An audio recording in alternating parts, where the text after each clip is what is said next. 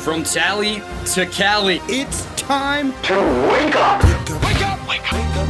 Warchant.com is your ultimate Seminole sports source. And this is Wake Up Warchant, presented by Corner Pocket Bar and Grill. One ball, corner pocket.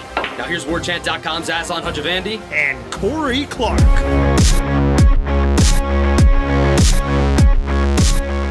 Wake up! What is up, everybody? It is Wake Up Warchant. Your favorite football team now has 10 wins coming up on today's show.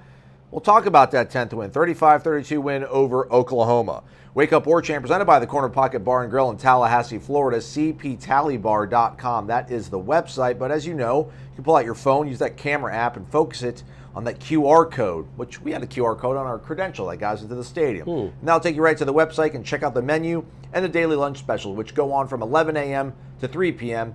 all day throughout the week, except for Tuesdays when it's all day with the Taco Tuesday. On Thursday, what about a cheesesteak sandwich? Chicken or steak, if you'd like. Then you get your side dish, the straight fries, curly fries, side salad, all of that over the Corner Pocket Bar and Grill.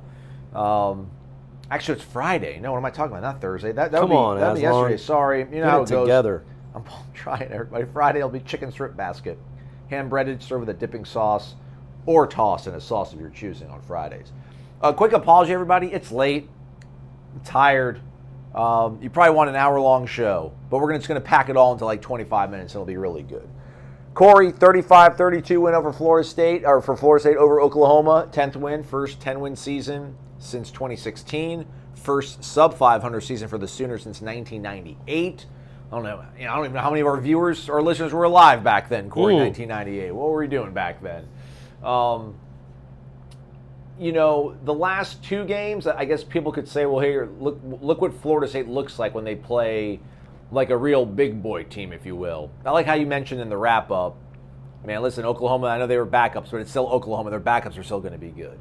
I don't know if I'm going to look at it through that kind of prism or that lens, man. That was a team that really – that Oklahoma team wanted to win. Yeah. They had a plan for winning. Yeah, credit to them too, right? For showing up wanting to win. I think they wanted to get under Florida State's skin early on. I think they wanted to be a little chippy, maybe play to the echo of the whistle. They did all that. Florida State, handled the storm, and then the fourth quarter was just an amazing college football game, and Florida State just showed that they are the superior team, man. Yeah, and it was kind of, it reminded me of the Florida game in a way, just because the first four games of this winning streak were laughers, man. They were over by halftime, essentially. These last two you had to go win against teams that have athletes now. They were having disappointing seasons, Florida and Oklahoma. But if you look roster for roster, player for player, even with some of the departures that Oklahoma had, that's still a talented bunch. I mean, the Gabriel kid can play. That running back's a good one. I know he wasn't the starter, but he's going to be very good. He's a true freshman and is good. The receivers, they have a couple really good receivers. The tight end is the truth. And those backup linemen can clearly play. It's good to be the big boys. That's what Florida State's trying to get to. Florida State's trying to get to a spot where if they lose three linemen because they're good at, or two linemen because they're going to the NFL, they can still put out guys that can hold their own. They can run for 260 yards, which is what Oklahoma did. And look, man, when you want to look at the microcosm of the game itself, that's what Florida State's defense has looked like all season when Fabian Lovett doesn't play. But he did play against Florida, though. And but other than that, right? Louisville, name them, Wake Forest, Clemson, they all could run on Florida State. That's what happens without Fabian Lovett. The good news is we don't know if Fabian Lovett's coming back or not. There's a chance. But you're going to be better on the defensive line next year. And that was not surprising to me. And so people, and we'll talk about the good stuff, I promise, but people want to criticize the defense. Fine, go ahead. But what schematically was wrong with what they did? Yeah. They just got pushed around because, man, I'm sorry, but Robert Cooper this season, his health is a consideration, is not a great college football defensive tackle. Josh Farmer's too young right now. Malcolm Ray, you're not. Josh Farmer has some moments, right, but he's young. Malcolm Ray's Malcolm Ray. Like, you don't have, Jared Jackson's not even there. So you didn't have a lot of, you're not great in the middle. And then, your defensive ends, save for one, didn't play real well.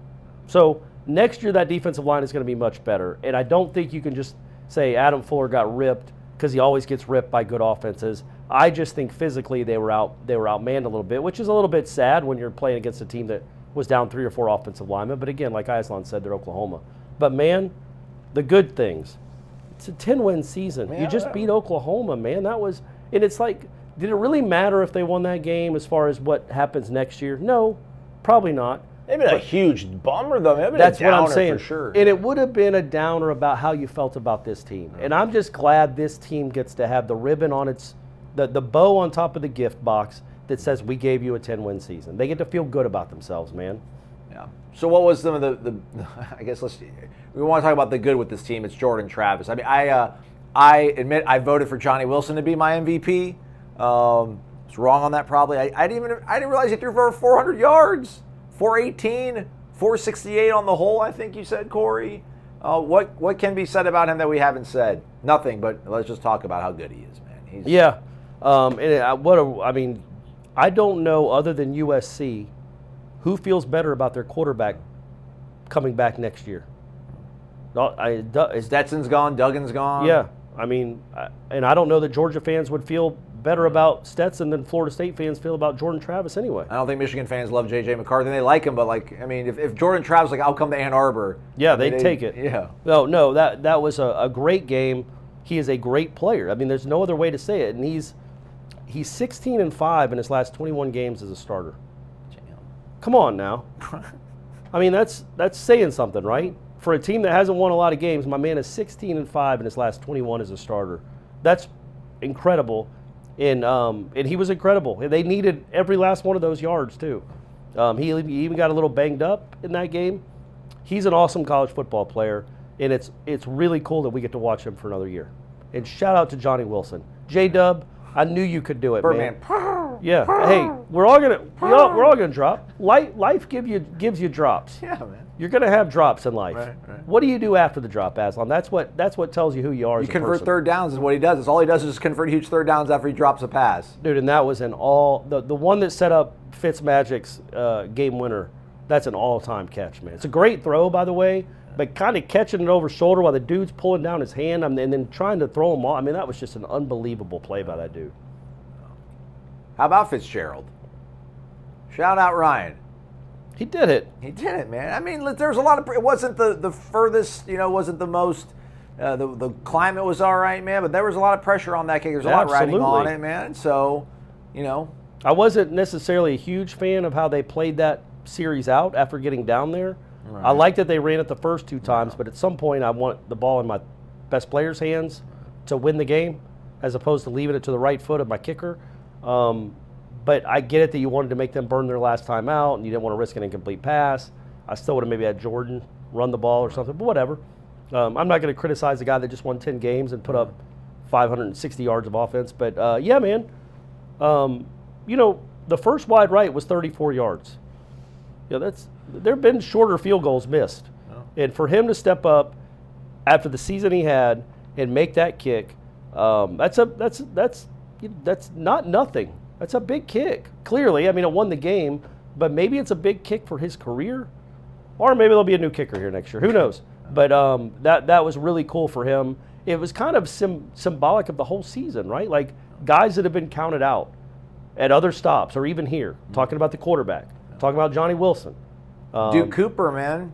Duke Cooper with the biggest play of the season by far for him. Mm-hmm. Guys have been counted out at other places. They've been counted out at Florida State, making plays to win games, man. It's kind of cool. It's what sports is all about, right? Yeah. I mean, Ryan Fitzgerald was awful. He is, he was the reason they lost the NC State game because they couldn't trust him in the exact same scenario they just had against Oklahoma. They couldn't trust him at NC State. They did trust him in this one, and he delivered and kicked the game winner, man. So good for him. Yeah. The Duke Cooper thing is crazy because, man, they were a lot more shorthanded, I think, than we anticipated going into this game, right? I mean, yeah. And then during the game, seems like Robert Scott went out, Akeem Dent went out in the game. Jarian Jones went out, never played again. We never saw Greedy Vance. Greedy Vance didn't play. I mean, he was dressed out, but he didn't play. So it was. They were down to their. They were down to. Renardo Green went out. So your two corners for the majority of the second half. Not that they threw it much, they didn't have to, whereas R.A. Thomas and Duke Cooper. Yeah. And Duke Cooper, that fumble he caused is really what they were going back and forth until that moment. That's what gave them the lead, or got them in a position to take the lead. Yeah. And then Shaheem Brown, with, like, as you point out in the wrap, like a really big tackle on that last drive to close out the game in the open field. He's a guy that had to fill in for Akeem Dent. So this was a real, true competitive game. And I saw a Mississippi State guy I know tweeted out about, who says that these bowl games are boring. The people that say the bowl games are meaningless are the teams that lose. Or like this Florida State-Oklahoma game is awesome.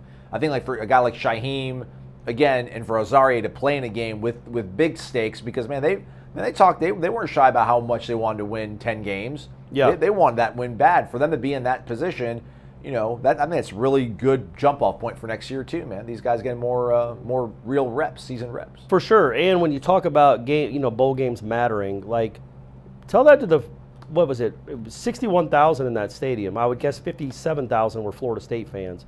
That meant a lot to them. And it was really cool for them to show up and be there and to celebrate like that. Like, that the Cheez-It Bowl probably won't ever have a crowd like that again, legitimately. Because if Florida State's back in the Cheez-It Bowl again next year, the fans aren't going to show up like they did this year, because it will have probably been a disappointing season, and the expectations weren't reached. It's because everybody, I think, when Florida State goes on the road and plays in NC State, even if they're 3-6, there's a section of Florida State fans that are always going to show up because they get to see their team play close to them. So wherever Florida State goes, there's going to be a section of people that show up. They're not going to go out of their way to show up for other teams. But this team, or other Florida State teams, but this team was so beloved that people went out of their way, that we knew, that we saw on the meet and greet. I got a huge list of people to get to at some point. Oh, okay, sure, we will. But the meet and greet, all those people, so many of them were out of town that wanted to celebrate this season, man, and celebrate this team, and deservedly so, man, because we've been in the darkness for too long, and to finish with 10 wins in the way they played, as likable as they were, the way they responded to adversity and didn't spiral, it's commendable. And I think for the first time really since the end of that Orange Bowl, because the end of that Orange Bowl against Michigan, you're like, oh boy, just wait till Derwin's back. Yeah, I know we lose Dalvin, but Cam Akers is coming in, and Francois is the truth. And Nooney's got some. Look at Nooney; he's going to be a Biletnikoff winner. Yeah. You saw that in the Michigan game. You're like, man, you were sky high, and then obviously it all crashed for the next 5 years. So let's hope that doesn't happen again. But that's the last time people were this excited heading into an offseason about Florida State football. And I think people are probably even more excited this time around because of the context of what the last 5 years have been. Yeah. Growing up, my dad used to take me to the game at the stadium. We'd watch our favorite team play, and then we'd always eat at Zaxby's. That's why it means so much to me that Zaxby's is the official chicken of college fans. To me, they go together perfectly. It reminds me of my dad and... Oh, come on, Ref! Are you serious? Get some glasses! Terrible call! Now I take my kids to the game, and we always eat at Zaxby's too. It's tradition. We're proud to be the official chicken of college fans. Zaxby's, indescribably good. And don't forget to listen in for the Zaxby's Indescribably Good Player of the Week every Monday on Wake Up Warchant. The holiday season is upon us, and MyBookie is in the giving spirit with 12 straight days of giveaways. From odds boosts to casino chips to straight-up locks, MyBookie's 12 days of giveaways is a can't-miss promotion.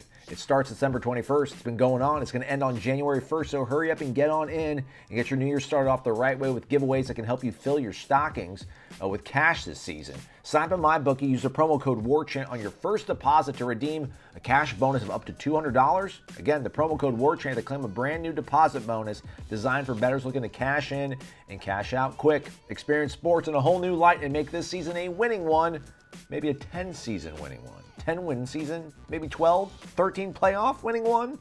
Bet anything, anytime, anywhere with MyBookie. Just want to follow up on the note about, I had a different Mississippi State friend that says, got to credit the Noles for filling up the Cheez-It Bowl. I'm like, well, it's a pretty easy drive. He's like, still, in the era of pathetic bowl crowds, this is really strong. Yeah, man. So. I mean, it was a sellout at the Cheez-It Bowl. Yeah. Do you think that happens like if Florida State had eked into the bowl last year at 6-6? Right. That probably doesn't happen, right? No. I mean, it's because this team did what it did. To start out the way it did, to have the lull, and then to rip off the wins it did. I just think people were really excited. And as I wrote earlier this week, and as I wrote in the column that's on the site right now, it was just a fun team to watch, and people really enjoyed it. I heard it we've heard it from everyone, how much fun they like what they have watching this team. And it's not a national championship team, but it's a really fun team to cover. There's that weird minority of fans that are like, man, I don't like this matchup. Florida State deserves better, which I understand that to a certain degree. But, again, that's a brand name. And you gave Brett Venables a whole month to prepare for that offense. And you can maybe say he did a good job, at least for the first half. But eventually, man, like the dam broke, and they couldn't find a way to slow down Florida State. And Trey Benson did wear them down eventually in the end. And Johnny Wilson did make a great catch. And, man, everybody made catch. Like Marqueason Douglas made a play. Pokey Wilson, so underappreciated, man. Like, I think so many people, I don't know where he'll rank in any sort of thing, but he's one of those guys you'll look back and you'll smile whenever somebody brings up Pokey Wilson. Yeah. You'll think about the way he played his senior season. Just goes back to the whole likability factor about how good this team is, man. I think that's with Jammie Robinson, too, who I wrote about a little bit. Yeah, I was about to say, man, like, if you could play guitar, you'd probably write a song about Jammie Robinson, wouldn't you? He deserves it, man. I mean, I feel like I could write a song even not playing guitar, right? I can write lyrics, right? Yeah, you could. I'll come up, but for the next show, I'll have some Jammie Robinson lyrics. But, yeah, man, just the way he plays the sport. He's banged up. He gets banged up. He's out at practice all the time, never wearing green, always competing, and he plays so hard. And when he's around the line of scrimmage, he's just a wrecking ball, man. And I just think these young guys getting to watch that for 2 years, that's invaluable as you move forward. To see, and I don't know if he's coming back. I'm assuming that was his last game. He certainly played like it was his last college football game. And think about that. That guy might be in the NFL in 5 months. He's draftable. He might be going to a combine in 6 weeks. He's playing like he'll never get to play football again in the Cheez-It Bowl. You know what I mean? Right. Because it mattered to him. It didn't just matter to him like, let me put some stuff on film. It mattered to him to win that game. He's playing with guys that he hadn't played with in months.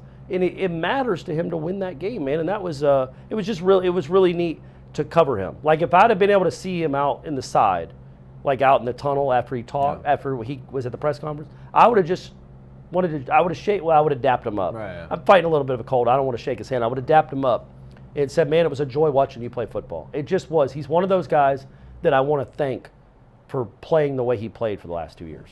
Yeah, he went out the game for a minute, like he was down, and I think. And I never questioned whether he'd come back in the game, and I don't know why. He's just one of those guys that I don't ever question if he's come back in the game. And I think later on that drive, there's either they went for it on fourth down, or maybe he threw a pick, Dylan Gabriel, and sure enough, like Jammie Robinson was involved in it, man. He picked up the fumble. Yeah, he recovered the fumble. That one, I mean, he's constantly making plays everywhere he's at. I mean, looking at the game, was there ever a time where you were like nervous?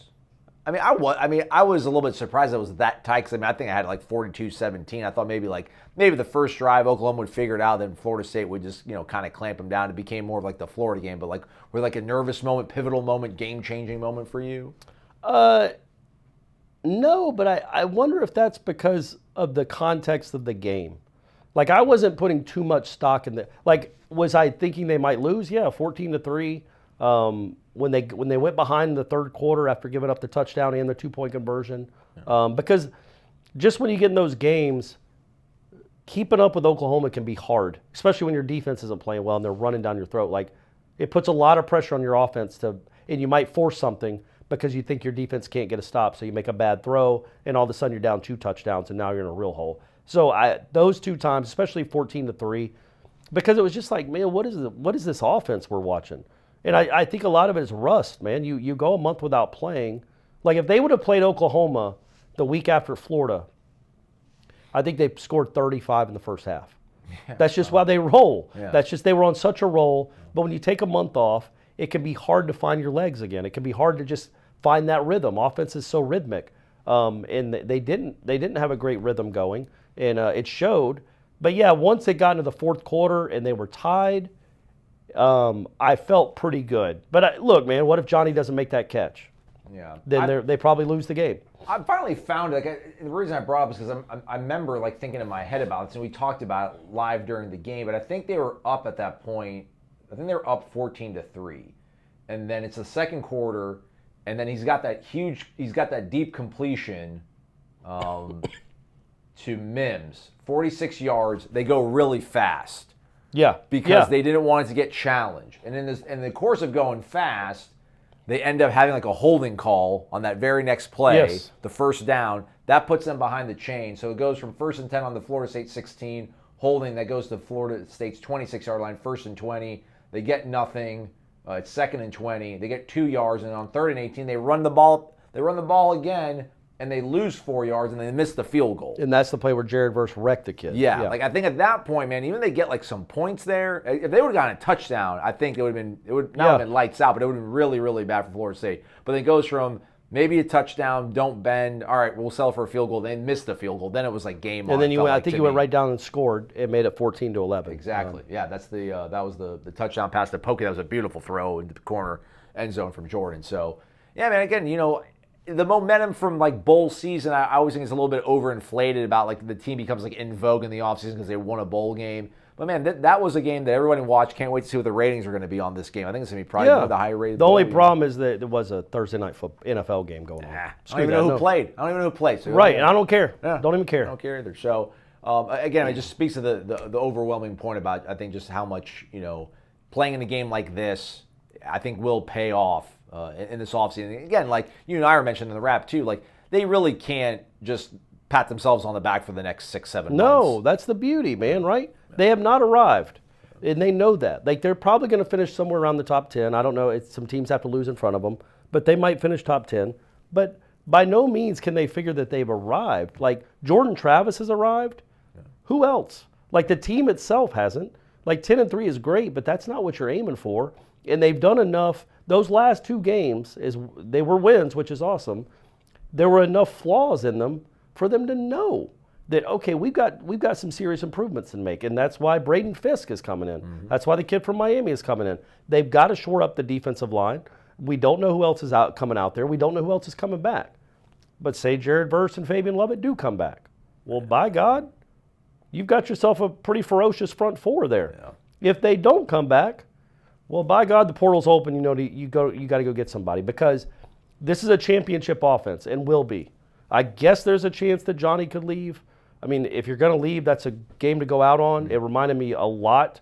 The first time I thought Kelvin Benjamin might leave was the Florida game. And I think he had the exact same stats that Johnny Wilson just had. I'll look it up. Except he had 3 touchdowns. Oh, yeah. And Johnny had 0. But I think he had 8 for 202 in that game against Florida in 2013. That's when I thought, okay, Kelvin might be ready. But Kelvin was such a freak that he was going to be a first he was going to be a first-round pick, and he knew it, or close to it. I don't think Johnny Wilson's a first-round pick if he goes out. But, man, 8 for 202, finishes with, like, in the high 800s for receiving yards. If he comes back, which he should, in my opinion. 9 for 212, Kelvin. Ooh, I was close. I forgot about that 10-yarder he had to keep that drive going. But very similar stats, right? Yeah. That was kind of his, but the catch he made at the end of the game, and the catch he made on that 3rd down throw, which was probably Jordan's worst throw of the night, really. Yeah. And Johnny just went and snagged that thing. Oh, man, it was a beautiful catch. That's an incredible catch, and a huge catch. Yeah.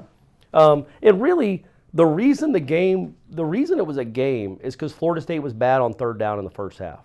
They played much more like themselves in the second half. That's why they scored almost every time they had the ball. The first half, they were 1 for 6 on 3rd down. They converted their first one on Jordan's run, and they missed their next 5 3rd downs, and then couldn't convert a 4th down. That's not Florida State like. So that was like the weird stuff that happens in bowl games. That's the weird stuff that happens with rust. But you saw the real Florida State offense in the second half. If those dudes come back, your offensive line is going to be better, man. It just is. And you've got all these skill guys back. Come on, man. You're going to be one of the 10 best offenses in the country. Oh, absolutely. And you get a defense that can get some stops. You can start talking about contending for championships. That's where I think we are after this season. But I honestly think I would have been there even if they had lost that game. Like if Oklahoma had blocked Fitzgerald's kick and run it back for a touchdown. Oof.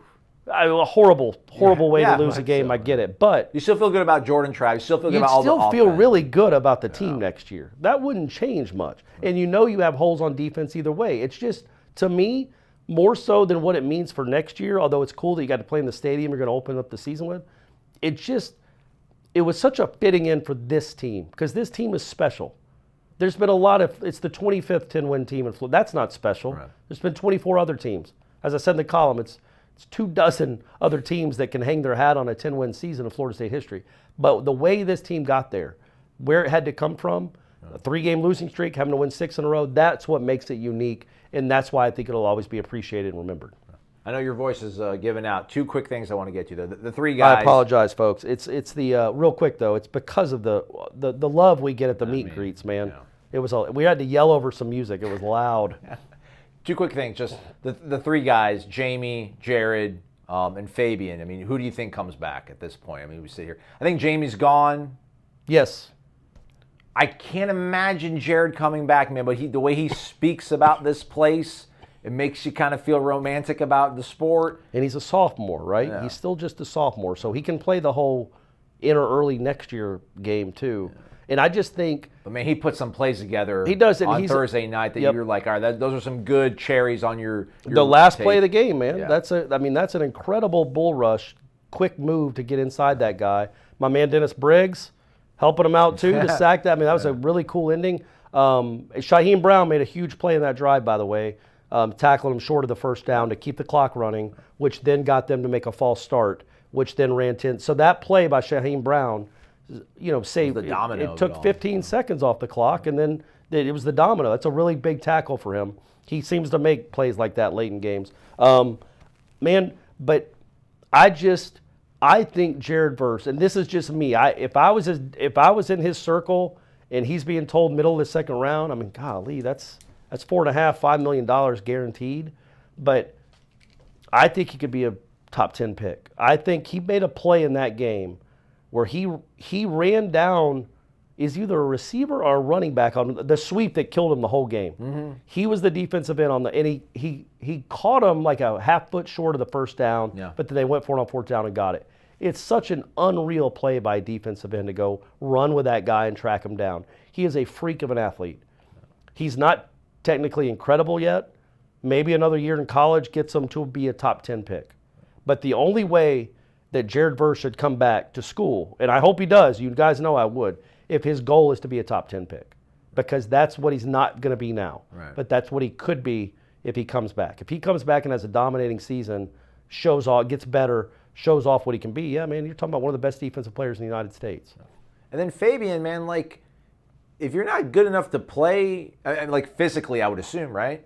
If you weren't physically ready to play in this game, like, are you going to be ready to do combine testing? And what have you really put on film enough to warrant guaranteeing you're going to make more money than if you come back here and get taken care of by the people that take care of, the retaining the roster here. So I would say, man, at least 1 out of the 3 is coming back. I would think I'd be shocked if all 3 leave. Yes, I would too. I think Jammie, to me, Jammie seems like the most evident to be gone.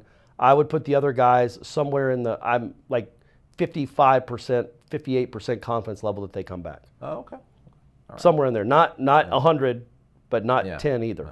More on the slightly leaning towards them coming back.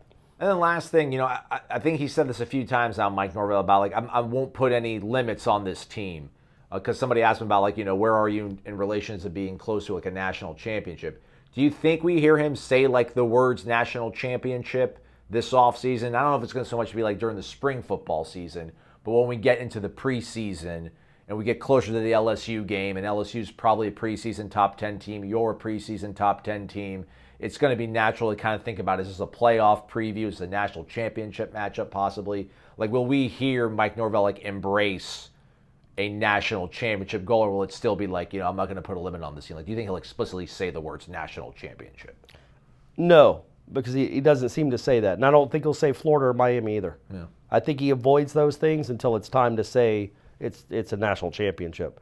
So no, I don't think so. I think he'll just say that. But look, man, it's a real possibility to at least be in the conversation because of what you have coming back on offense. And if you stay healthy, why not? You can get in a playoff. You can win the ACC. You can lose to Clemson once and still win the ACC. It happens. You can do it. Yeah. All right, it's like what a time to be alive, Aslan. Yeah, we're back. It's like past 1 a.m. But man, the best part of this week was for sure Tuesday nights Wednesday night's meet and greet, right? It was Wednesday night? Yeah. Wednesday night's meet and greet at Harry Buffalo, which I think is going to be headquarters for us before the LSU game on September 3rd. Let's hope. Yeah, that's right. We see all you folks back there. Man, Greg, Dan from New York. Sean from New York, right? Firefighter Sean? Yep, got his shirts. Yeah. Tom Lang has them, but they're really cool. They're Brooklyn Fire Department shirts, and they're awesome. Kurt's another firefighter brethren of Sean's. He's down here in Florida. Steve and Sandy, Rodney, and like 3 other generations of Florida State fans were with him. Kevin, I met 2 other Stevens. Shout out to Robert and Patrick. They're like pro Orlando dudes.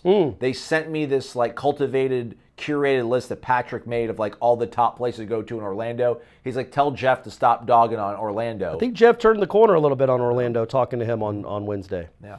Bill and his son Weston, David, Louie. Louie was there for a while with his better half. Yeah. Buying shots. Good old Louie, man.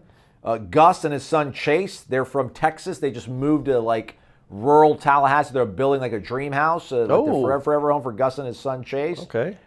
Willie, Cameron, and Devin. I think one of them is a prospect. I think Cameron's the prospect. Cameron, that's right, yeah. His pops was filming out his huddle tape.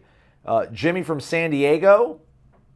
Coast to coast, Cali to Tally, folks. I think we're lying. That's right. We're not lying. Shout out to Justin, who he said hi to me in the bathroom, but he washed his hands and then elbow dapped me. Which, I mean, it would have been weird if he like got out from the urinal and was like, hey, what's up, Aslan? And try to like dap me up. Yeah. But your so hygiene, elbow dap you, nice. Yeah. We're almost at the end of the list, everybody. John from Miami.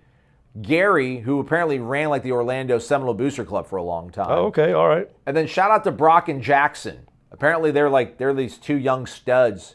I mean, they're not gonna have problem finding prom dates, I don't think. But look at you, good-looking guys. Yeah, and apparently their dad's been a long-time Warchant subscriber, and they use dad's login. And I'm like, oh, look, I love you and Corey. I'm like, it's okay, man. Like, are you trolling me? Like, you're like 16. Surely you don't love us 2 boring old dudes. We're like, I love you guys, man. I'm like, we'll shout you out on the show. Like, for real? I'm like, yeah. We did it. We did. And we forgot probably a whole bunch of people. Shout out to all the pillars, James B., Shane and Michelle. They were there. Wes from the Villages. Man, I'm probably forgetting. Bill Hayes was there, corner pocket owner. Yeah. Spencer, my man Spencer. Yeah, man, there were a lot of. It was really cool. It was a great turnout. That's why my voice sounds like it does, because it was louder music than I was expecting. And when you talk in a certain way to be nice to people and like excited, it really strains your throat when you have to yell over them. Over the music. I got to find a way to talk in a loud place without yelling. Because it's hard. My voice too. And I think the guy's name was Mark. I really hope it is, because he did give me, because he didn't know how to figure out how to donate on the live show. He gave me some money. Sorry. He gave me some money. I cut it, just so you know, I hope your name is Mark. Please be Mark. I split it in half, and half of it's going to Aslan.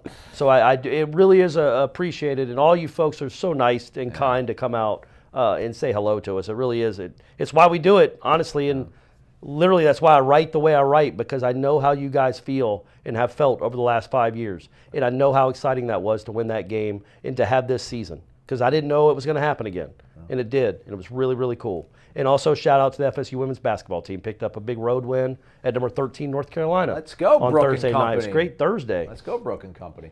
All right, yeah, I just like everything that Corey says. Y'all are awesome, man. We appreciate y'all coming out. We appreciate you guys listening to the podcast. Thumbs up, rate and review, all that sort of stuff. Now we got all these sort of months to dream about how great the season's going to be, man. Not like behind the sky sort of stuff, man. The real stuff. Yeah, it's awesome. Let's go get drunk. Let's do that. For Corey, I'm Aslan. Thank you for listening to Wake Up Warchant, presented by the Corner Pocket Bar and Grill.